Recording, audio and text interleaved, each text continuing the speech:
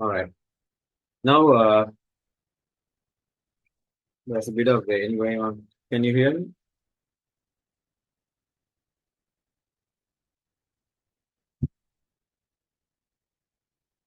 All right. Just get a bit closer to the mic or the laptop. Okay. All right. So, what exactly is an embedded system today?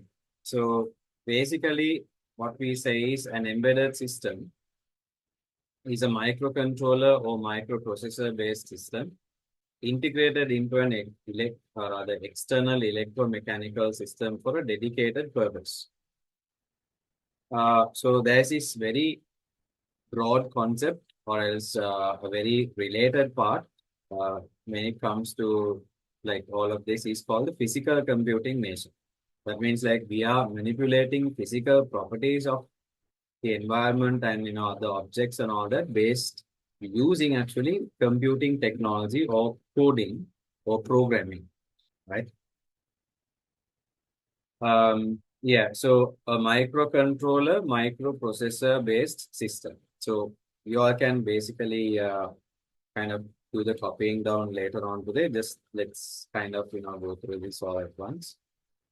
Right. So there are two versions of these systems today called microcontroller based systems, what we call as MCU, or else we can have it as microprocessor based units or MPU, right? Microprocessor units, sort of, right?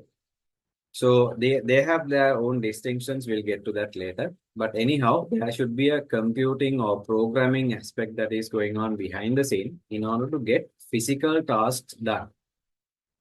I mean, you can sort of kind of understand this as the stepping stones into robotics and being able to program stuff and getting physical work done.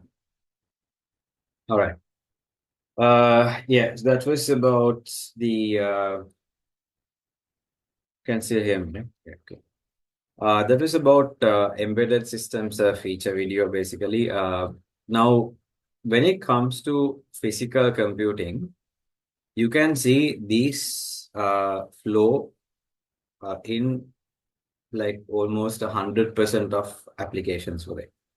So we have in physical computing, we need to have some eyes and ears. We need to have some sensory equipment to capture inputs from the environment.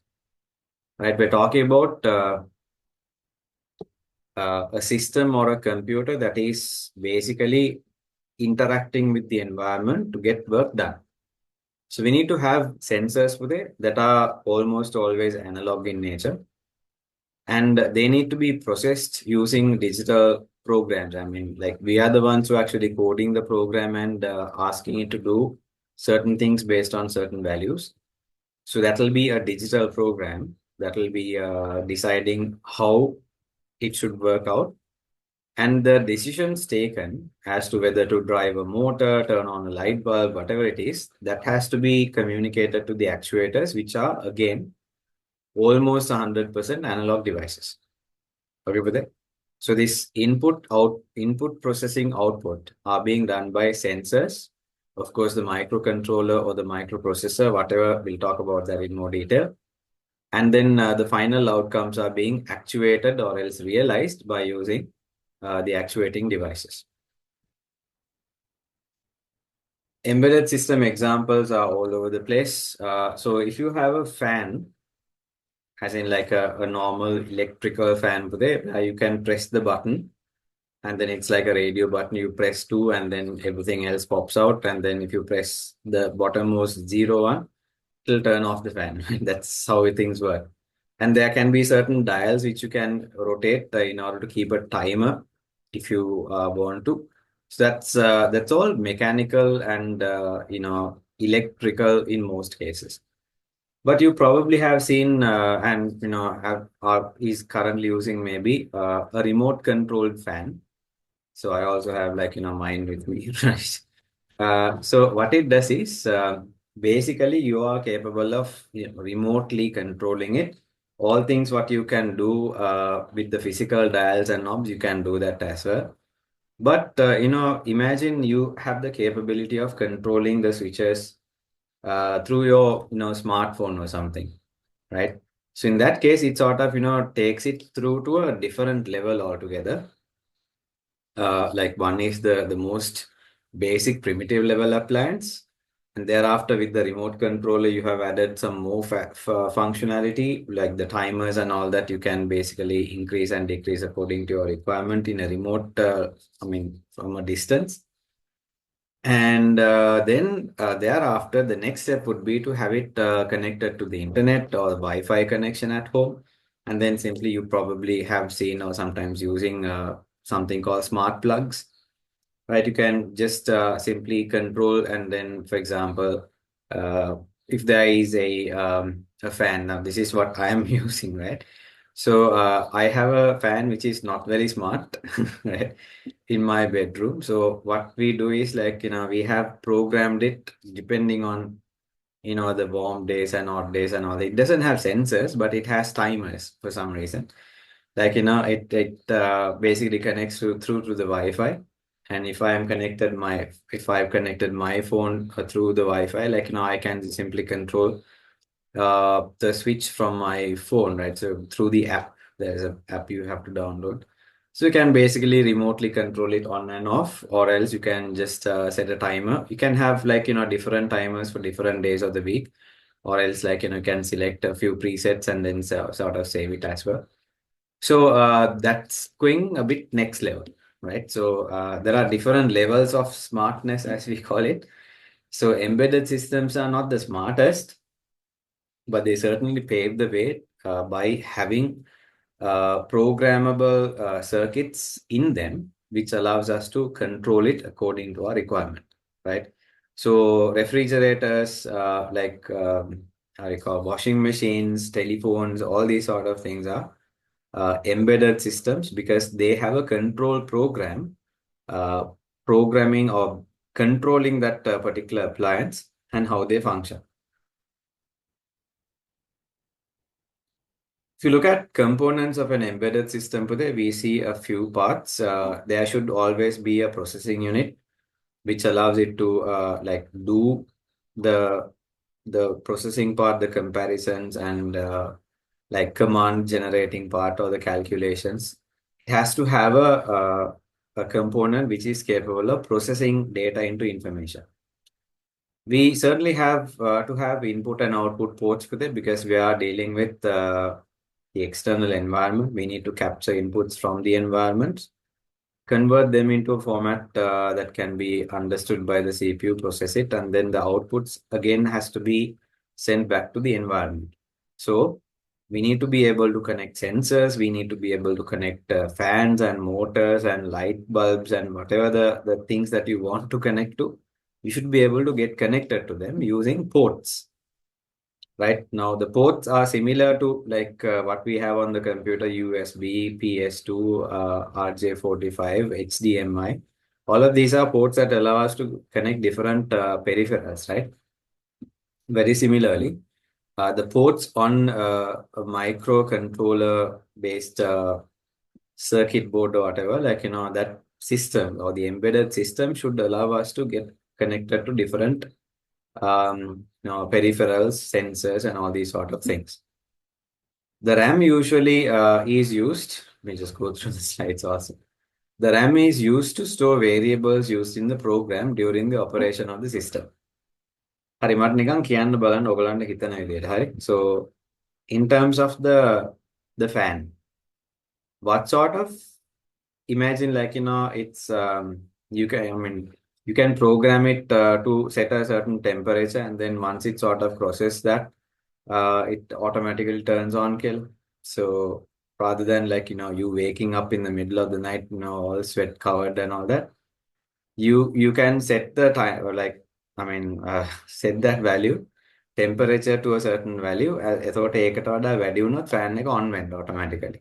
And if it sort of cools down a lot, sometimes like, uh, I mean, it gets very cold very fast at night. So like, I mean, rather than you sort of waking up, breaking your like, good night sleep and sort of attending to turning on or off the fan. So you can basically allow, I mean, something like that to, take place. So what sort of values are we dealing with when it comes to a fan? What do you all think? Keep it simple. Fan එකක මොන වගේ parameters ද RAM එකක් ඇතුලේ තියාගන්න ඕන? In terms of values, පුතේ.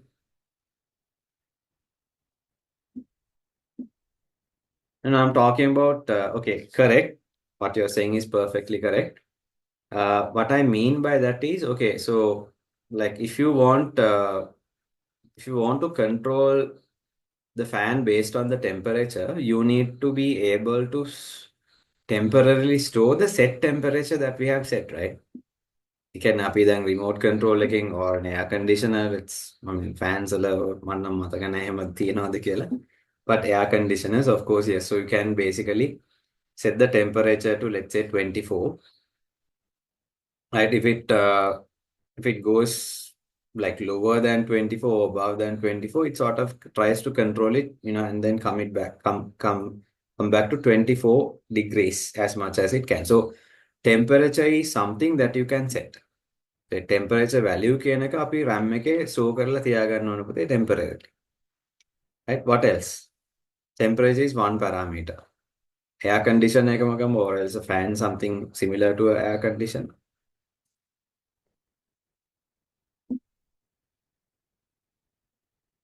Speed, yes, exactly. Fan speed එක. So like you may have set the speed of the fan or I mean AC එකෙත් එහෙමනේ fan එකේ speed එක දාන්න පුළුවන් අපිට අඩු වැඩි කරන්න පුළුවන්. Whether it's enabled swing when or the නැද්ද කියන එක. Even the fan, like you have this like top knob sort of a thing which when you press it'll swing. If not, it'll stay sort of, right? So this whether it's swinging or not. Humidity. If it is an air conditioner, yes, humidity. And there should always be a timer as well, right? Pudin? Should keep a clock. I mean, if we want at 2 a.m. or something for the fan or the air conditioner to simply switch off, right? So basically, you need to have a timer included as well. So these are the values that usually have to be stored in order to like do a proper decision making task, like while it's in operation, and then simply to operate according to the way that we want it to. Is that clear, Pratik? Why RAM is included or needed in a embedded system? Because it has to hold values during its operational time. Very similar to a general purpose computer that is in front of you all right now. Okay, right. There should be a ROM as well. The instructions and the constants that are stored in the ROM chip. ROM කියලා කිව්වට ROM නෙමෙයි, right? Because we should be able to program it, right? So in a development board such as Arduino and all that, correct, exactly. Firmware කියන එක තමයි. So we should be able to program and keep the instructions.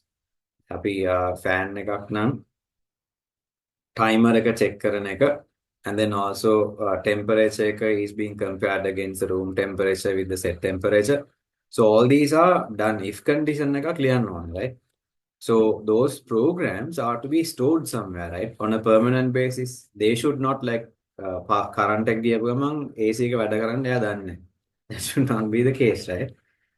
The fan should not erase all the instructions as soon as you take the power outlet එක off කරපු ගමන් ඒකේ program එක erase වෙන්න බෑ.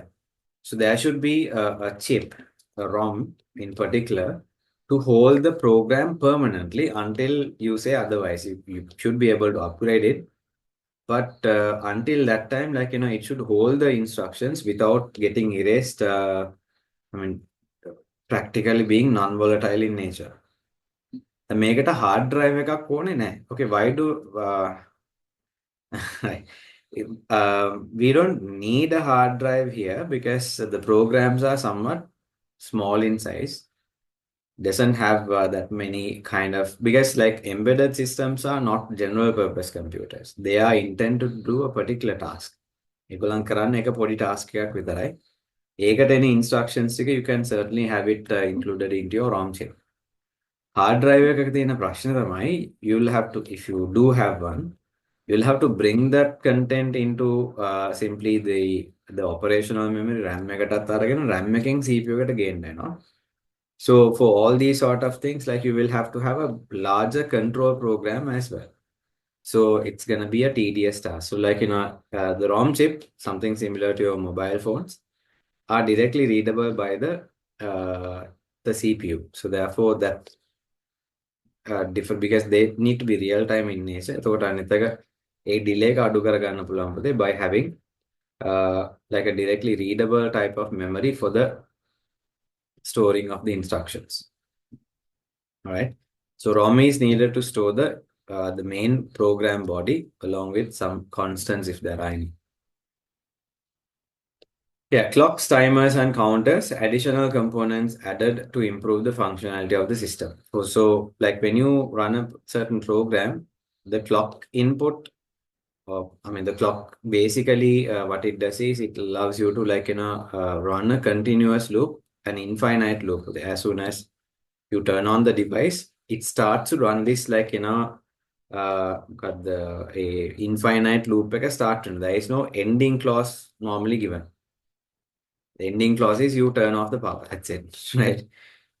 So while it's rotating, or else while it's sort of cycling through the instructions over and over and over again, like there are certain speeds at which they operate as well. And the timers and the counters are used to simply keep track of the time that you do have set අර මං කිව්වා වගේ 2 am වලට stop වෙන්න ඕනේ. So that's a timer that we have. So these components are also included into an embedded system to make it much more functional, particularly very practical when it comes to these sort of systems. Can අපි ඔය alarm clock එකක් හරි මොකක් හරි වගේ දෙයක් වෙන්නත් පුළුවන්.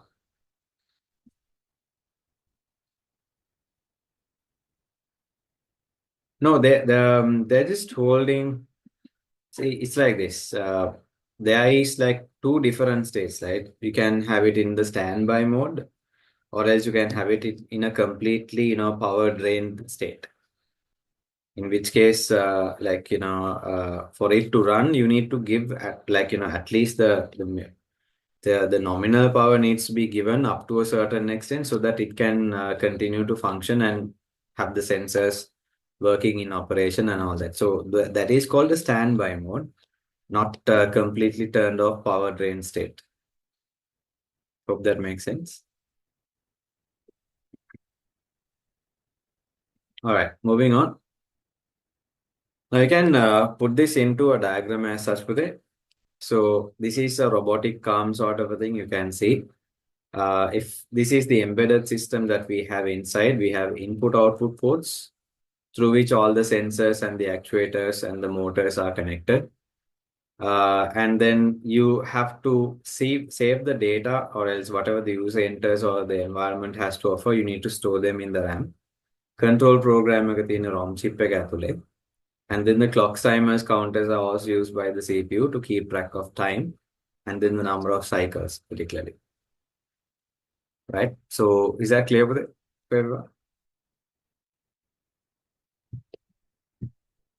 Great.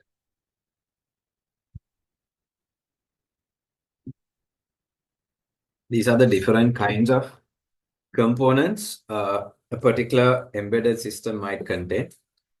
So as I've told you, like depending on the nature of processing being done, some components might not be like required, but they might be there normally in general like development boards, but we might not be using them, right?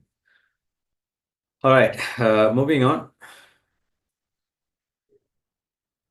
But this is a very important slide today. That is constraints or limitations of embedded systems. Embedded systems are not general purpose computers. You can't afford to have 300, 400,000 worth of equipment to simply run something like a fan. Right? So like for example, if the fan itself costs you about 20,000 rupees. Now, if you have this added functionality where like you can set timers and you can put, there are temperature sensors available inside built into the fan, which captures the environmental temperature and then simply communicates it back to you through an app or something. Thus, we're talking about a very high-end sort of a device, right? So, but in order to have all of these features, normal නිකන් කරගෙන fan එක ඇවිල්ලා about 20,000, but with all these added features, it's about 55,000 කිව්වොත් 35,000 for that added functionality, right? Power saving කිව්වට like 35,000 for that, people might not go for it. So ultimately, it becomes a purchase decision, right? So it should be low cost.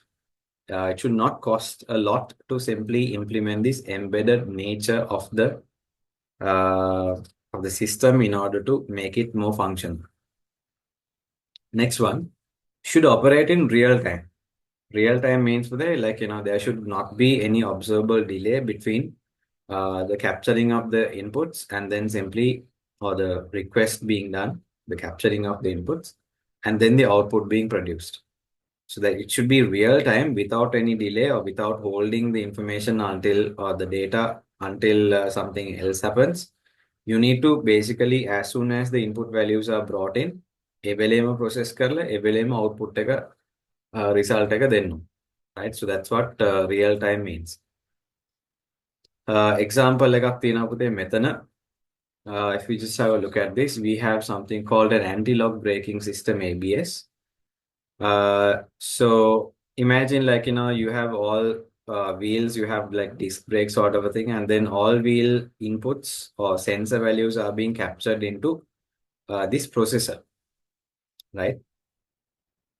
And if a certain wheel gets a bit more brake than the others, the vehicle will tend to kind of like turn to that side, pivot to that side. ඒ පැත්තට කැරකිලා vehicle එක uncontrollable වෙන්න පුළුවන්. Right?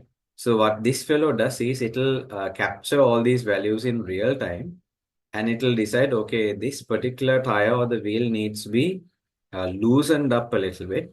So it'll communicate it to the hydraulic pump and it will simply release or relax the brake a little bit so that that particular wheel sort of can, come to the same speed as the other three wheels, right? So that that sort of a hazard can be reduced by monitoring and taking action then and there.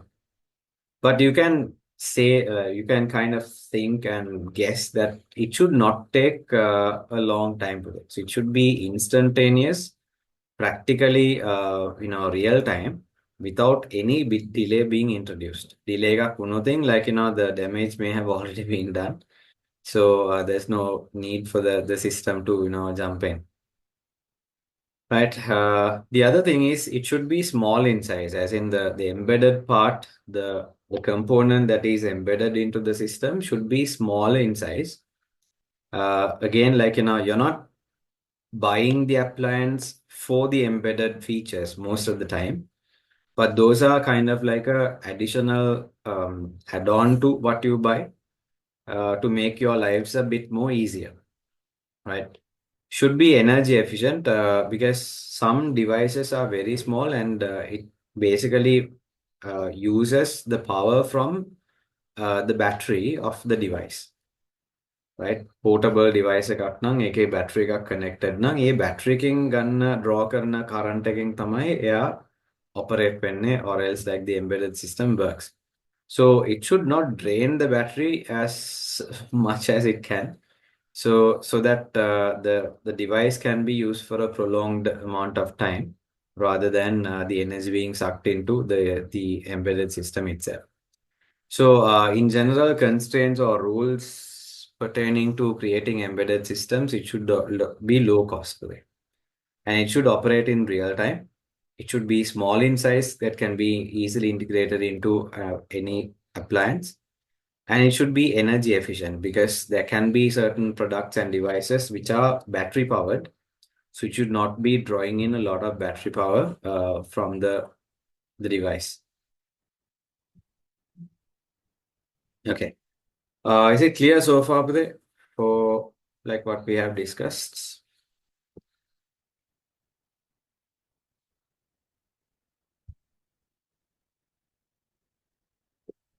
All right.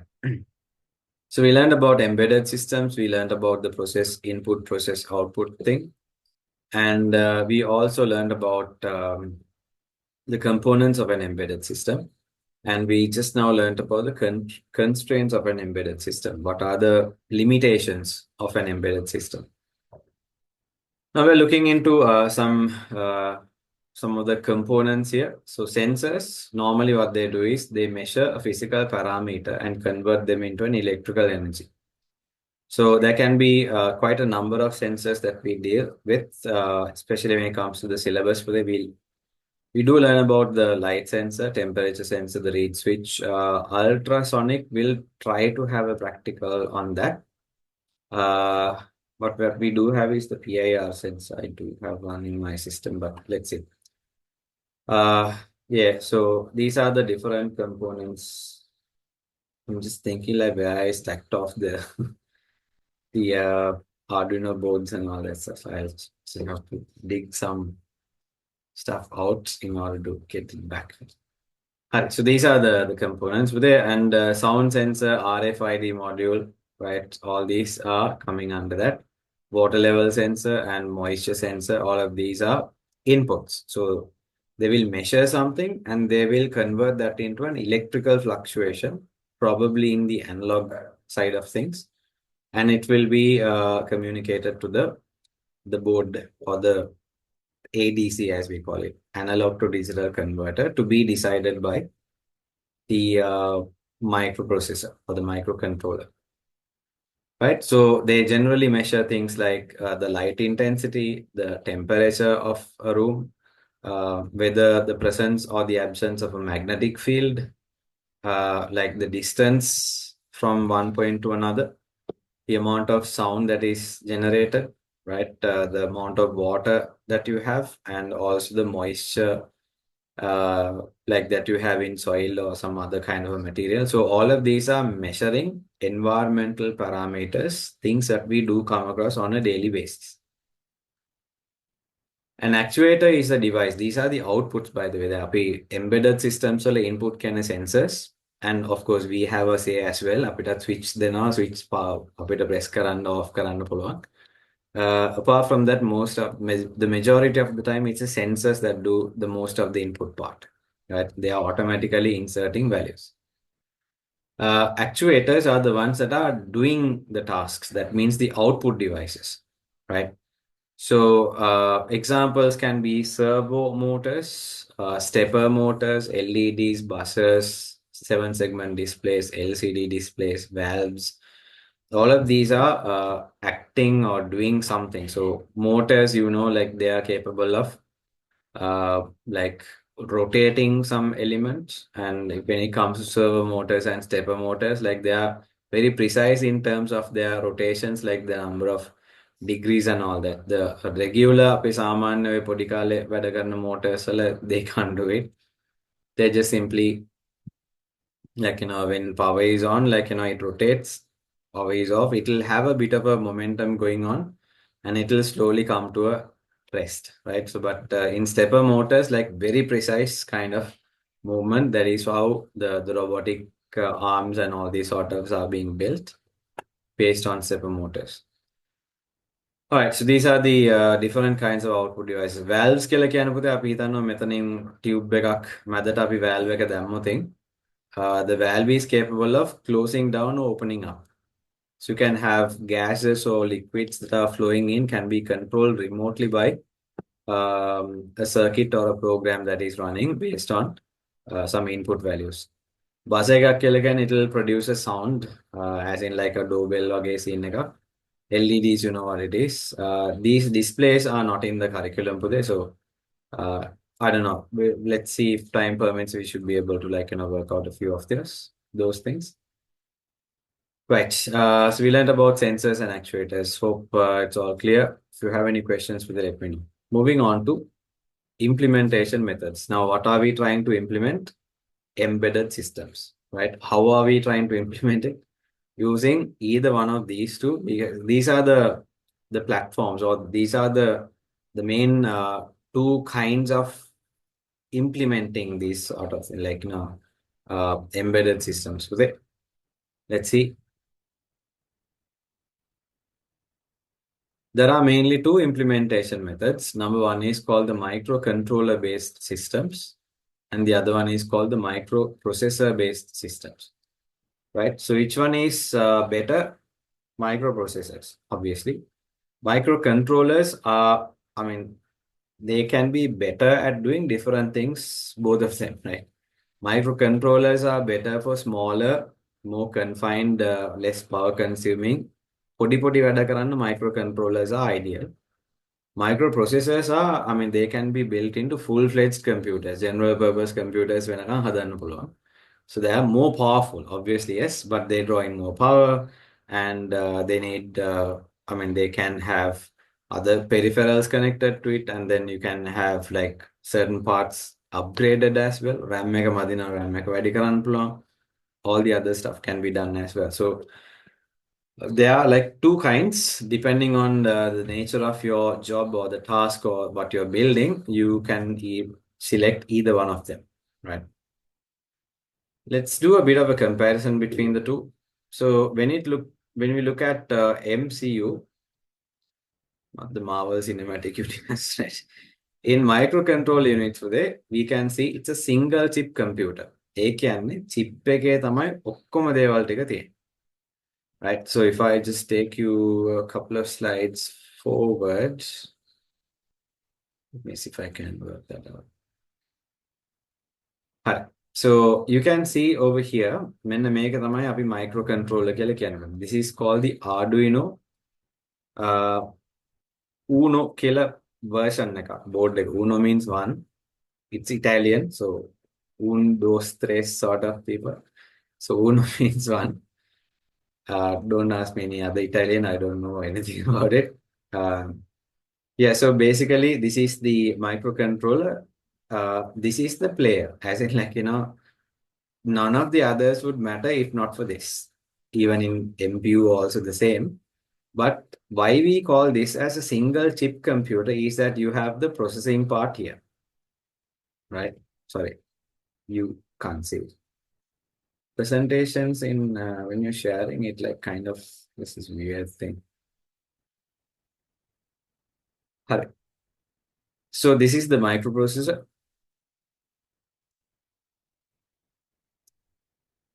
Yep. Microcontroller. The microcontroller has the processing elements, right? And it also contains the clocks, cycles, and all these sort of things. It contains the RAM. This contains the ROM, right? Everything, right? All of what we saw, even make it in a pins okay, like if you just take the Atmega 328P, that's the microprocessor microcontroller that we're using in the Arduino Uno board. Make a gattapude, you all can see each pin is to go to the data sheet and see like each pin is sort of like rewired onto these things with it. Now you can see there are power pins. We'll go through these parts later. Power pins, analog inputs, and digital I/O pins, and all the other components. Ports that allows like different devices to be connected to this. ඒක වෙන්න පුතේ not because of these components. මේ අනිත් ඒවායින් කරන්නේ just controlling and facilitating this fellow. This is the sole player. Like මෙයාගෙන් තමයි මුළු system එකම run වෙන්නේ. If you remove this, nothing. No RAM, no ROM. Program එකක් නැහැ, processing part එකක් නැහැ, RAM එකක් නැහැ, මුකුත් නැහැ. So that is why we call it a single chip computer. Right with it? And if you fall back a little bit once more, speed is measured in megahertz. Right? Megahertz is a good speed, but it's not the fastest. So we're talking about computers today having like 3-4 gigahertz of speeds.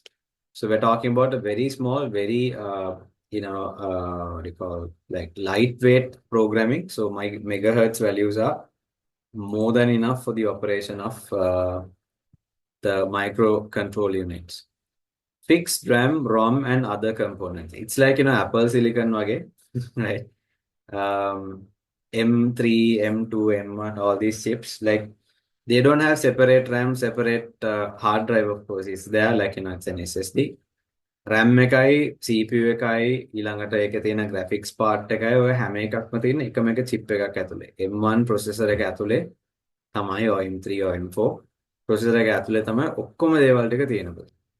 So if you want to upgrade RAM or ROM, you can't do that. So that's why when people buy Apple computers, especially the most recent ones, you can't upgrade. And if you buy a 256 computer or laptop, 256 GB hard drive space එකයි 8 GB RAM එකයි තියෙන computer එකක් ගත්තොත් you are stuck with that forever. You can't upgrade. Because if you want to upgrade, you'll have to remove that chip entirely and then put another chip that is again like almost as costly as the laptop itself. So, but of course, like there are super, advantages based on that. No communication pathways, no use of buses for RAM and CPU communications. It's all on the same chip itself. So the speed at which how they operate it can be like very high. But again, the problem is you're fixed with whatever you buy. Very compact, so smaller in size, in relatively less expensive, again, relatively low power consumption because it does not draw in a lot of power. It doesn't need to. It's just very, small embedded system. When it comes to MPU, microprocessor unit today, we call it a single board computer, which is like the same as the other general purpose computers also. Like the entire board basically contains methane වගේ එකක්. This is called the Raspberry Pi chip. This is a MPU. You can see if, somewhat known elements are there. There are 4 USB ports. There is an Ethernet port. There's an HDMI port. There's an audio output port. And there's this is the usual power port, like, how we power in this device. So this is the micro USB or else the power input port for this. Right. I think this is also power barrel connector. So it's also power. And this is the player Broadcom ලගේ තියෙන chip එකක්. මේක තමයි processor එක පුතේ. But the RAM and the like the processor itself and the other main components or RAM cache වගේ ROM cache වගේ දේවල්, it's on separate components. It's not on the chip itself. මෙයා නෙමේ player. I mean, it is obviously the processor, which again is sort of the main component. But there are the key components of microprocessor units are spread across the entire board. It's not like basically confined to the processor itself. ඒක මේ board එකේ හැමතැනම spread වෙලා තියෙනවා. So we call it a single board processor for that reason. Or the single board computer. Speed is measured in gigahertz. So this is like much faster. RAM ROM can be changed because they are separately placed. You can solder them like basically and put new ones there. Larger than the micro control units, right? So obviously if you take side-by-side comparisons, they're of two sizes, right? More expensive and high power consumption. Okay, so this is something you need to copy down once you do get the tube printed. I'll upload this recording as soon as I can today so that you all can probably in the morning tomorrow you should be able to access it. I'll send you the links. Just for comparison's sake, MPU example එකක් තියෙනවා අපේ Raspberry Pi එක, as we saw earlier. So you can connect it through to an HDMI like a proper monitor or a TV or something like that, and you can still work on it. So it's almost a general purpose computer, right? Arduino, I have put a nice story in this. ඒකට කියන්නේ Raspbian හරි මොකක් හරි Linux වල derivative එකක් තියෙනවා පුතේ. I'm not sure if you can install Windows or anything as such. Linux වල lightweight, I think Linux also could be installed. Raspbian හරි මොකක් හරි ඔන්න operating system එකක් තියෙනවා. It's a special one. Arduino, of course, has different varieties of this today. Uno is the one that we are using mostly. Mega can also be used as well. But generally speaking, Uno is the starting platform for all of the development. So obviously, like different higher end models will have different features. For example, Arduino doesn't have Wi-Fi connectivity. හරි Wi-Fi වලින් connect වෙන්න යට බෑ. But Mega has Wi-Fi built in. A chip එක යාගාව තියෙනවා.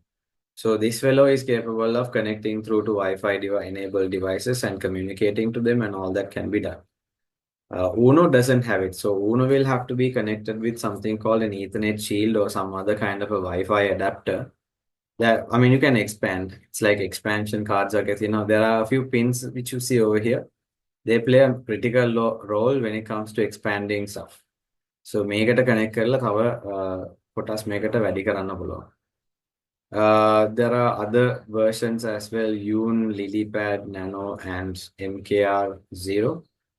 Nano is a good one. People do buy this one as well. So Nano is like more smaller than the Uno board, but it contains Wi-Fi and some of the other stuff as well. Lilypad just for entertainment sake, or else like for as a fashion accessory also, you can kind of have it worn on your, I don't know, clothing materials or whatever. So you do have to like power it also. So you don't have to carry around. Okay, මේවට power එක දෙන්න පුතේ අපිට පුළුවන් එක එක mechanism use කරන්න. Probably now not the time. Yeah, we'll go through the board part itself, and to identify the different aspects of it. මේ පාර paper එක අහලා තිබ්බා එහෙම. And yeah, so the power rails, or the breadboard, how components are connected, is where all of this is placed.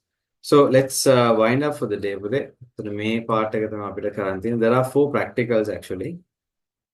Simple embedded systems, blinker, auto light, auto fan, and door alarm. ඔය හතර තමයි සාමාන්‍යයෙන් තියෙන්නේ. But the last year's paper, 23 paper, it was using a PIR sensor and then trying to check whether an intruder has arrived, and then accordingly light එක පත්තු කරන්න off කරන්න ඒ වගේ. So you were asked to actually draw the schematic diagram. So based on the answer, we will sort of like tailor it. මේ අපි දැන් කරන එක එහෙමම කරලා බෑපුදේ. We'll have to like change it up a little bit. So we will do the needful from next week onwards. So within about 2 weeks time, so next week obviously, and then another more week, we should be done with this branch of our approach into the syllabus. Should be done with that. All right. Thank you very much for joining in, Lamai. We'll wind up for the day. Take care, stay safe, have a productive week ahead. God bless you. God bless you. Thank you, sir. God bless you. God bless you. Thank you. God bless you, sir. God bless you. Thank you, sir. God bless you, sir. You're welcome, Buddha. God bless you.